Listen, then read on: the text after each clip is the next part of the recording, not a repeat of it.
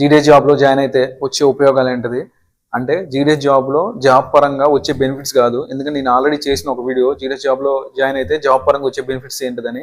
So ఎవరైతే ఆ video చూడలేదో ఆ వీడియో చూడండి. కావాలంటే ఆ వీడియోని ఈ వీడియో చివరిస్తా. అండ్ నేను చెప్పేది ఏంటి, జాబ్లో జాయిన్ అయితే వచ్చే ఉపయోగాలు చెప్తా. సో అవి ఏంటిదని వీడియో మొత్తం మీకు చూస్తే చివరి వరకు చూస్తే క్లారిటీగా వచ్చింది. సో వీడియోని అయితే మిస్ అవ్వద్దు, చివరి వరకు చూడండి, ఎక్కడ స్కిప్ చేయొద్దు. ఎందుకంటే వీడియోలో ఉన్న ఇన్ఫర్మేషన్ మీకు చాలా అంటే చాలా యూజ్ అయింది. అండ్ ఫస్ట్ అయితే మీరు వీడియోని లైక్ చేయండి, ఎందుకంటే మీరు కొట్టే లైకే నాకు మోటివేషన్ ఇస్తుంది ఇలాంటి మంచి వీడియో చేయడానికి. సో లైక్ అయితే తప్పకుండా చేయండి. సో ఎవరైతే నా ఛానల్ కొత్తగా చూస్తున్నారో వాళ్ళు తప్పకుండా నా ఛానల్ సబ్స్క్రైబ్ చేసుకోండి. సబ్స్క్రైబ్ చేసుకుని పక్కనే ఒక గంట సింబల్ ఉంటుంది, అది నొక్కండి. ఎందుకంటే అది నొక్కితేనే నేను వీడియో పెట్టడంలోనే నా వీడియో మీ మొబైల్కి నోటిఫికేషన్ రూపంలో వస్తుంది. అదే తప్పకుండా చేయండి. సో సో ఉపయోగాలు చెప్తా జీడిఎస్ జాబ్లో జాయిన్ అవ్వడం వల్ల. అంటే ఇదంతా నా నా అనాలిసిస్, నా ఓన్ ఎక్స్పీరియన్స్తో చెప్తున్నా. అండ్ ఫస్ట్ అయితే మనం ఒకవేళ ఇన్కేస్ జీడిఎస్ జాబ్లో జాయిన్ అయితే, సో జాబ్ చిన్నదైనా పెద్దదైనా సరే మనకి ఎంతో కొంత శాలరీ వస్తుంది. సో జీడిఎస్ జాబ్లో కూడా జీడిఎస్ బీపీఎం జాయిన్ అయినా, GDS ABPM assistant branch post master join అయినా, డాక్ సేవక్ జాయిన్ అయినా, సో ఏ జాబ్లో జాయిన్ అయినా మనకి శాలరీ అయితే వస్తుంది.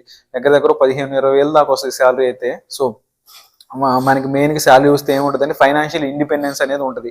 సో మన డబ్బుల కోసం మన తల్లిదండ్రుల మీద కానీ, మరి మన ఫ్రెండ్స్ మీద కానీ, మన ఎవరైతే ఉన్నారో మనకి డబ్బులు ఇచ్చే వాళ్ళు ఉన్నారో వాళ్ళ మీద ఆధారపడకుండా మన ఓన్గా మన కాళ్ళ మీద మనం నిలబడగలం. ఎంతో కొంత సంపాదన అయితే ఉంటుంది.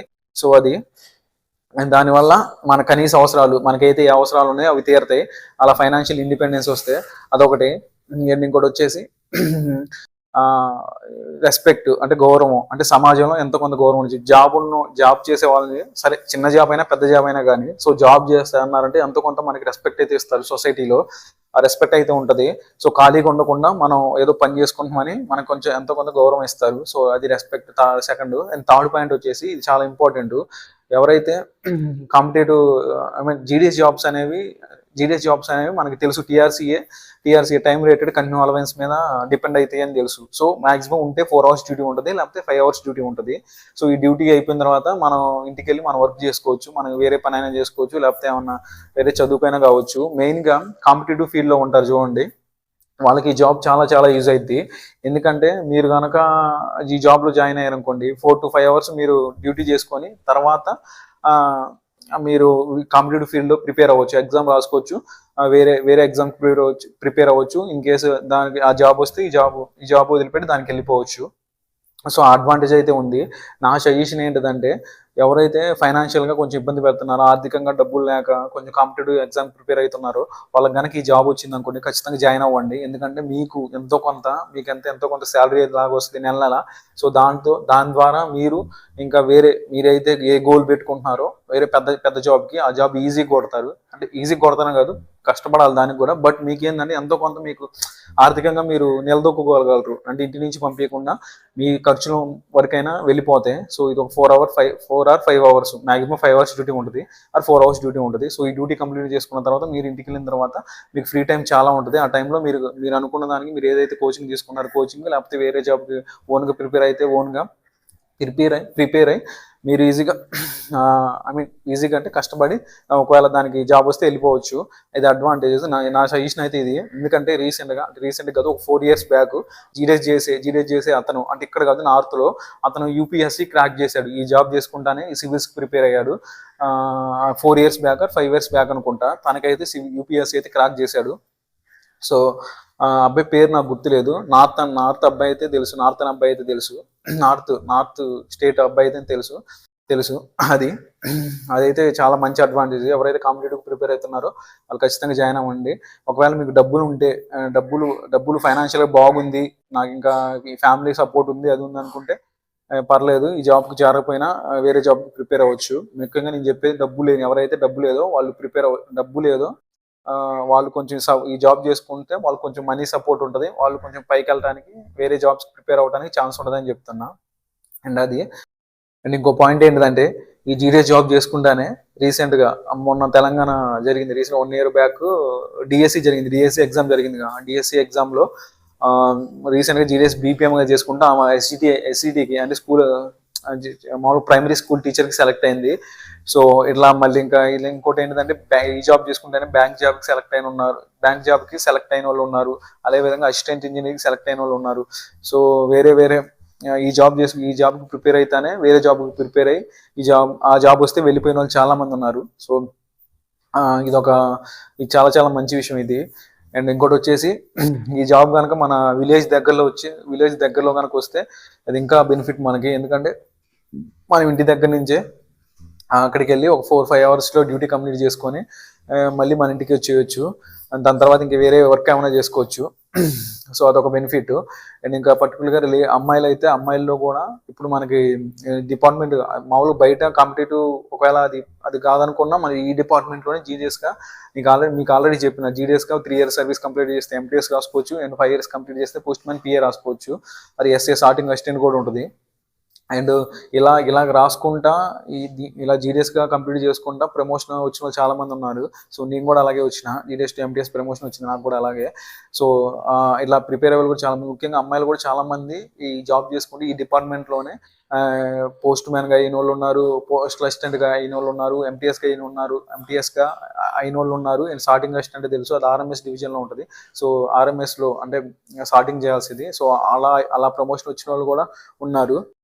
అండ్ ఇంకో విషయం ఏంటంటే ప్రైవేట్ జాబ్స్ అనేవి మీకు బయట ఎలా ఉంటాయో తెలుసు.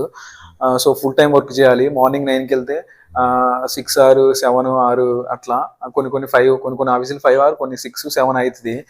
సో మనం మళ్ళీ ఇక్కడ ప్రైవేట్ జాబ్లు అనేది మన ఊరికి చాలా దూరంగా ఉంటాయి, ఎక్కడో హైదరాబాదు, వేరే చోట్ల. సో వాళ్ళకి వచ్చే శాలరీ 20,000 or 15, అంటే నేను చెప్పేది 20,000 15,000 వచ్చే వాళ్ళ గురించి. ఎక్కువ అమౌంట్ 1,00,000 2 లక్షలు తీసుకునే వాళ్ళ గురించి కాదు నేను జస్ట్ చెప్పేది. 20,000 15,000కి ఏదో ప్రైవేట్ సెక్టర్లో చేసే వాళ్ళ గురించి చెప్తున్నా. సో వాళ్ళు మార్నింగ్ 9కి వెళ్ళి 6కి వస్తారు, లేకపోతే 7కి వస్తారు. ఫుల్ టైం వర్క్ ఉంటుంది వాళ్ళది, ఫుల్ టైం వర్క్. సో ఆ జాబ్తో కంపేర్ చేస్తే ఇది బెటర్గా మీరు కొంచెం అంటే మరీ అంత అంటే మీకు 4 hours 5 hours డ్యూటీ ఉంటుంది. మిగతా అయిపోయిన తర్వాత మీ రిమైనింగ్ వేరే పని చేసుకోవచ్చు. బట్ ప్రైవేట్లో అయితే 6 to మార్నింగ్ 9కి వెళ్తే 6 అయింది, లేకపోతే 7 అయింది. అదే 7కి 15,000 20,000 ఇస్తారు ప్రైవేట్ కంపెనీలు.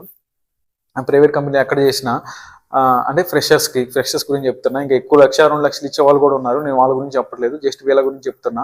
ఎవరైతే 15,000 20,000 శాలరీకి పని చేస్తున్నారో సో వాళ్ళతో వాళ్ళ జాబ్స్ కంపేర్ చేస్తే జీడిఎస్ జాబ్స్ కొంచెం బెటరే ఇవి కూడా చాలా బెటరు. ఎందుకంటే అదే 15,000 అదే 20,000 ఈ డిపార్ట్మెంట్ ప్రొవైడ్ చేస్తుంది. సో ప్రైవేట్ జాబ్ చూసుకున్నట్టయితే ఫుల్ ప్రెజర్ ఉంటుంది. బట్ జీడిఎస్ జాబ్లో మరి పర్లేదు కొంచెం. మన వర్క్ మనం చేసుకున్నంత వరకు మనల్ని ఎవరు డిస్టర్బ్ చేయరు. అండ్ ప్రమోషన్స్ అని చెప్పిన ఈ డిపార్ట్మెంట్లో ప్రమోషన్ మనకి ఎగ్జామ్ అయితే ఎవ్రీ ఇయర్ ఉంటుంది.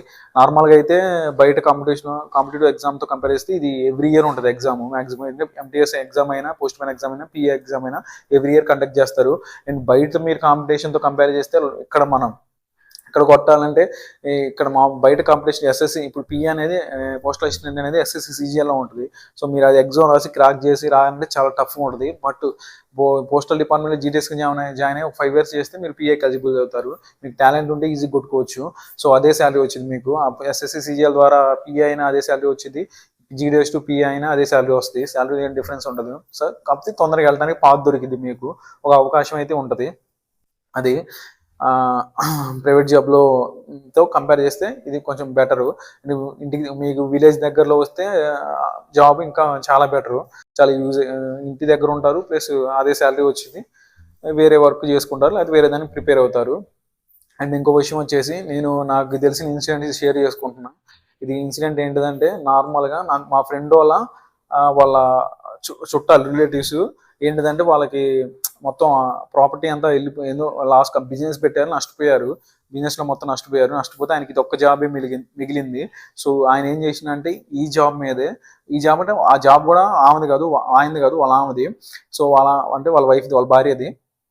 వాళ్ళ భార్య ఏం చేసింది, ఈ జాబ్ మీదే చిన్నగా చేసుకుంటా జీడిఎస్ జాబ్ చేసుకుంటా మళ్ళీ ఇప్పుడు ఒక మంచి జీడిఎస్ జాబ్ చేయడం వల్ల వచ్చే ఉపయోగాలు. సో ఇంకేమైనా మిస్ అయితే మీకు మ్యాక్సిమం అన్ని కవర్ చేసి అనుకుంటున్నా. సో ఇవన్నీ నాకు తెలిసి నా అనాలిసిస్ ప్రకారం చెప్పిన విషయాలు. సో నేను చెప్పేది ఏంటంటే ఫైనల్గా మీకు గనక ఫైనాన్షియల్గా డబ్బులు అంటే ఆర్థికంగా కొంచెం వెనకబడి ఉండి ఇంకా వేరే ఆప్షన్ ఇంకా పెద్ద జాబ్కి ప్రిపేర్ అవ్వడానికి లేకపోతే సో ఈ జాబ్లో జాయిన్ అవ్వండి. ఈ జాబ్లో జాయిన్ అవుతే ప్రిపేర్ అవ్వండి, ఎంతమంది మీకు మనీ వస్తుంది, ప్లస్ మీరు వేరే జాబ్ ప్రిపేర్ అయినట్టు ఉంటుంది. అండ్ అదొకటి. అది కూడా ఇది చెప్పాలనుకుంటున్నా. ఇదే చెప్పాలను ఎందుకంటే నేను అలా ప్రిపేర్ అయి ఉన్నాను కాబట్టి. సో, అదైతే గుర్తుపెట్టుకోండి.